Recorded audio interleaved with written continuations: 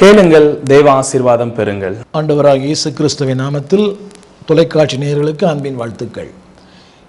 இந்த நாட்களிலே தொடர்ந்து நாம் எபேசியர் நிருபத்தை தியானித்துக் கொண்டிருக்கிறோம். இன்றைக்கு அதிகமாக ஜனங்கள் ஆராதனைக்கும் ஆவிக்குரிய எழுப்புதல் கூட்டங்களுக்கும் அதிகமாக இன்றைக்கு முக்கியத்துவம் கொடுக்கிறது நல்லது. ஆனால் அதே வேளையிலே இன்றைக்கு மிகப்பெரிய பிரம்மாண்டமான சபைகளிலும் கூட வேத பாடகத்திற்கு வருகிற மக்கள் மிக குறைவு. எனவே தான் வேதம் அதிகமாக என் வேதத்தை எழுதி கொடுத்தேன், அவர்களோடு அது அந்நிய காரியமாக எண்ணுகிறார்கள் என்று ஆண்டவருடைய அங்கலாய்ப்பை நாம் கேட்கிறோம் இந்த நாளிலே. எனவே தொடர்ந்து இந்த வருகிற நாட்களிலே தொடர்ச்சியாக எபேசியர் நிருபத்திலிருந்து உங்களோடு நான் பேசும்படி நான் விரும்புகிறேன். கடந்த வாரத்தில் எபேசியர் 1 அதிகாரத்தில் தேவனால் தெரிந்து கொள்ளப்பட்டவருடைய ஆசீர்வாதங்கள், தேவன் நமக்கு தெரிவித்த சில மேன்மையான வெளிச்சங்களை குறித்து பேசினேன். இன்றைக்கு எபேசியர் 2 அதிகாரத்திலிருந்து ஆண்டவர் கடந்த காலத்தில், நிகழ்காலத்தில், எதிர்காலத்தில் நமக்கு வைத்திருக்கிற நன்மைகள் என்ன, கடந்த நாட்களில் நாம் எப்படி வாழ்ந்தோம், நிகழ்காலத்தின் நம்முடைய நிலை என்ன, எதிர்காலத்தின் நம்முடைய மேன்மை என்ன, இதை நீங்கள் திரையிலே பார்க்கலாம். கடந்த கால நிலை, நம்முடைய நிகழ்கால சூழ்நிலைகள், எதிர்காலத்தில் தேவன் நமக்கு வைத்திருக்கிற ஒரு மேன்மையான வாழ்க்கை. இந்த நாளில் இந்த மூன்றையும் நான் உங்களோடு கூட எபேசியர் 2 அதிகாரத்திலிருந்து பேசும்படி விரும்புகிறேன். எபேசியர் 2 அதிகாரம் இப்படி ஆரம்பிக்கிறது: அக்கிரமங்களினாலும் பாவங்களினாலும் மரித்தவராயிருந்த உங்களை உயிர்ப்பித்தார். இந்த அதிகாரம் அன்பானவர்களே, ஃப்ரம் கிரேவ்யார்ட் டு க்ளோரி, கல்லறையிலிருந்து ஒரு மகிமையான வாழ்க்கைக்கு கர்த்தர் எப்படி ஒரு மனிதனுடைய வாழ்க்கையிலே அவர் கிரியை நடப்பிக்கிறார் என்பதை இந்த எபேசியர் 2 அதிகாரத்தில் நீங்கள் வாசிக்கலாம். திருமறை சொல்லுகிறது, அக்கிரமங்களினாலும் பாவங்களினாலும் மரித்தவராயிருந்த உங்களை அவர் உயிர்ப்பித்தார். அன்பானவர்களே, இங்கே மரணம் என்று சொல்லுவது எழுத்தின்படியான மரணம் அல்ல, ஒரு ஆவியின்படியான ஒரு மரணம். என்றைக்கு ஒரு மனிதன் அன்பானவர்களே ஆண்டவரை விட்டு தூரம் போய்விட்டானோ அதுவே அவனுக்கு மரணம். இது இப்படி சொல்லுவார்கள், மரணம் என்ற வார்த்தையுடைய இன்னொரு அர்த்தம் பிரிவு. என்றைக்கு மனிதன் தேவனை பிரிந்து வாழ்கிறானோ அன்றைக்கு அவன் மரித்து போன ஒரு மனிதனாய் வாழ்கிறான். ஏசாயா 59:2 சொல்லுகிறது, உங்கள் அக்கிரமங்களே உங்கள் தேவனுக்கும் உங்களுக்கு நடுவே பிரிவினை உண்டு பண்ணுகிறது. யாக்கோபின் புஸ்தகம் 2:9 சொல்லுகிறது, ஆவி இல்லாத சரீரம் செத்ததா இருக்கிறது. 1 தீமோத்தேயு 5:6 சுகமோகவாய் வாழ்கிறவள் உயிரோடே செத்தவள். இந்த 3 இடங்களிலே மரணத்தை குறித்த ஒரு வார்த்தை வருகிறது. அப்படியானால் எல்லாரும் எழுத்தும்படி மரித்து போனவர்கள் அல்ல, சுகமோகமாய் வாழ்கிறவர்கள், ஆவி இல்லாதவர்கள், அக்கிரமங்களிலே பாவத்திலே வாழ்கிறவர்கள்.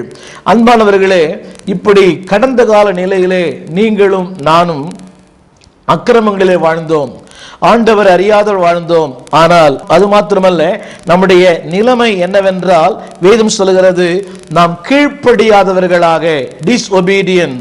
அன்பானவர்களே, தேவ சித்தத்திற்கு கீழ்ப்படியாதவர்களாய், தேவனுடைய ஆளுகைக்கு கீழ்ப்படியாதவர்களாய், அன்பால் தேவனுடைய நோக்கங்களுக்கு கீழ்ப்படியாதவர்களாய் நாம் வாழ்ந்தோம். ஒரு பரிசுத்தவான் சொல்லுகிறார், நீ பொய்யை நம்பும் போது நீ கீழ்ப்படியாமின் பிள்ளையாய் மாறிவிடுகிறாய். ஆம் அன்பானவர்களே, இன்றைக்கு 99% மக்கள் உண்மைகளை விட பொய்யை அதிகமாய் நேசிக்கிறார்கள். அன்பானவர்கள், இப்படி சொல்லலாம், ஒரு பொய்யை பல முறை சொல்லும் போது அதுவே மெய்யாகி விடுகிறது. அன்பானவர்களே, நீ என்றைக்கு பொய்யை விசுவாசிக்கிறாயோ, என்றைக்கு நீ பொய்யை நம்புகிறாயோ அன்றைக்கே நீ கீழ்ப்படியாமையின் பிள்ளைகளாய் மாறுகிறாய். இந்த திருமறை சொல்லுகிறது, நம்முடைய கடந்த கால வாழ்க்கை அன்பானவர்களே, அதாவது அக்கிரமங்களிலே பாவங்களிலே கீழ்ப்படியாமையாய், 2 வசனம் சொல்லுகிறது, அதாவது முற்காலத்திலே இவ்வுலக வழக்கத்தின்படி கீழ்ப்படியாமின் பிள்ளைகளாக வாழ்ந்தோம். உங்களோடு பேசுகிற நானும் என்னுடைய 17 வயது வரை கீழ்ப்படியாமின் மகனாக இவ்வுலகத்தின் வழக்கத்தின்படி பாரம்பரியங்களை நம்பி கிறிஸ்து அல்லாதவற்றுக்கு என்னுடைய வாழ்க்கை அர்ப்பணித்து வாழ்ந்தேன். ஆனால் வேதம் சொல்கிறது 4ஆம் வசனத்தில் ஒரு புதிய அத்தியாயம் ஆரம்பிக்கிறது. அந்த அத்தியாயம் என்ன?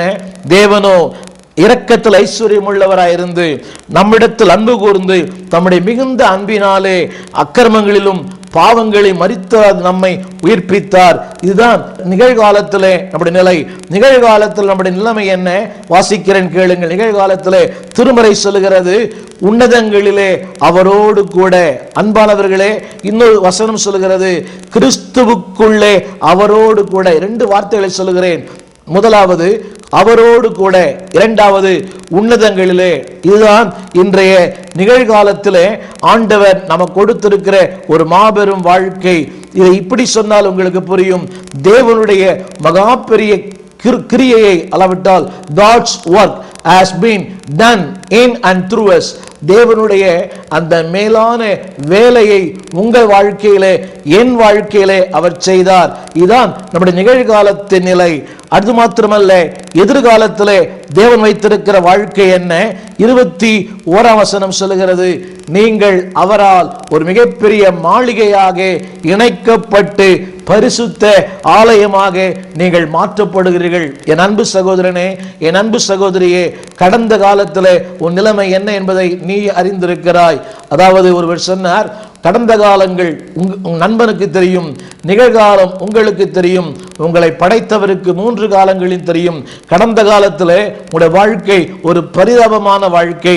எசேக்கியேல் புஸ்தகம் 16ஆம் அதிகாரம் சொல்லுகிறது, ரத்தத்திலே கிடக்கிற உன் வாழ்க்கையிலே குற்றுயிராய், கொலையுயிராய், நிர்வாணியாய், வீதியிலே தூக்கி எறியப்பட்ட உன் வாழ்க்கையை வேதம் சொல்லுகிறது. அது எசேக்கியேல் 16:5 உன் அருகே அவர் கடந்து வந்து உன்னை பார்த்து அவர் பிழைத்திரு என்று சொன்னார். அன்பு சகோதரனே, அன்பு சகோதரியே, கடந்த காலத்திலே உன் வாழ்க்கை ஒரு பரிதாபத்துக்குரிய வாழ்க்கை, பரிதபிக்கப்படத்தக்க வாழ்க்கை. ஆனால் நிகழ்காலத்திலேயோ வேதம் சொல்லுகிறது 8ஆம் வசனத்திலே, அன்பானவர்களே, கிருபையினாலே ஆண்டவர் உங்களுடைய வாழ்க்கையிலே ஒரு மாபெரும் அதாவது கிரியையை உங்களுடைய வாழ்க்கையிலே அவர் உண்டு பண்ணினார். அது என்னவாம்? அன்பானவர்களே, உங்களை எழுப்பினார். நான் அந்த வசனத்தை நான் சொல்லும் போது உங்களுடைய வறுமையிலிருந்து எழுப்பினார். உங்களுடைய வாழ்க்கையின் அடித்தட்டிலிருந்து உங்களை எழுப்பி, உங்களுடைய அதாவது போராட்டத்திலிருந்து எழுப்பி, உங்களை ஆட்டி படைத்திருக்கிற அந்த சாபத்திலிருந்து உங்களை எழுப்பி, lift from above. அன்பானவர்களே, உங்களை தூக்கி எடுத்தார். இந்த நிகழ்காலத்திலே அன்பு சகோதரனே, இன்றைக்கு நீ வாழ்ந்திருப்பதின் நோக்கமே ஆண்டவர் உன்னை எழுப்பினார். பாவத்திலிருந்து மட்டுமல்ல, கடன் தொல்லிலிருந்து மட்டுமல்ல, உன் வியாதியிலிருந்து, உன்னை வாட்டி வதைக்கிற குற்ற மனப்பான்மையிலிருந்து, குற்ற உணர்வுகளிலிருந்து. அன்பான சகோதரனே, எதிர்காலத்தின் பயம், உன்னை மிரட்டி கொண்டிருந்த உன்னுடைய சத்துருக்களுடைய உன்னுடைய அந்த ஆரவாரங்கள், இவைகளிலிருந்து உன்னை எழுப்பி உனக்கு ஒரு நம்பிக்கை கொடுத்திருக்கிறார். அந்த நம்பிக்கை என்ன? இதைத்தான் வேதம் சொல்கிறது, இனி நீ தேவனுடைய நகரமாய், தேவனுடைய வீடாய். 10ஆம் வசனத்தை வாசிக்கிறேன் கேளுங்கள். நீங்கள் இனி அந்நியரும் பரதேசிகளுமாயிராமல் பரிசுத்தவான்களாய். அன்பு சகோதரனே, எத்தனை பெரிய ஸ்லாக்கியம்! ஒரு நாளிலே பாவிகளாய் வாழ்ந்த உங்களுக்கும் எனக்கும் தேவன் தருகிற ஒரு புது பெயர் என்னவென்றால் பரிசுத்தவான்கள். அன்பானவர்களே, இந்த மாபெரும் இந்த ஸ்லாக்கியத்திற்கு நீங்களும் நானும் சொந்தக்காரர்களாய் மாற்றப்பட்டோமே. இது எத்தனை பெரிய ஸ்லாக்கியம்! பரிசுத்தவான்களாய் மட்டுமல்ல, அவருடைய வீடாக, அவருடைய பரிசுத்தவான்களோடு கூட ஒரே நகரமாய். வேதம் சொல்லுவது போல அப்போஸ்தலர்கள், தீர்க்கதரிசிகள், அதாவது பொற்பிதாக்களோடு ஒன்றாய் இணைக்கப்படுகிற ஒரு மாபெரும் ஸ்லாக்கியத்தை ஆண்டவர் நாளிலே இந்த 2ஆம் அதிகாரத்திலே கர்த்தர் வைத்திருக்கிறார். திரும்ப சொல்லுகிறேன், கடந்த காலத்திலே நம்முடைய நிலைமை, நிகழ்காலத்திலே தேவன் தந்திருக்கிற மேலான ஆசீர்வாதங்கள், இந்த எதிர்காலத்திலே உன்னுடைய ஒரு சிறப்பான சீரான ஒரு வாழ்க்கை. இதைத்தான் எரேமியாவில் வாசிக்கிறோம். உன்னுடைய கடந்த காலத்திலே உன்னுடைய சிறை வாழ்வு மறையும், சீர்வாழ்வு மலரும், சீயோனின் மகிமை உன்னை நிரப்பும். அன்பானவர்களே, இந்த நாளிலே அன்பு கர்த்தருடைய பிள்ளையே, உன் கடந்த காலத்தை நீ திரும்பி பார்க்க வேண்டாம்.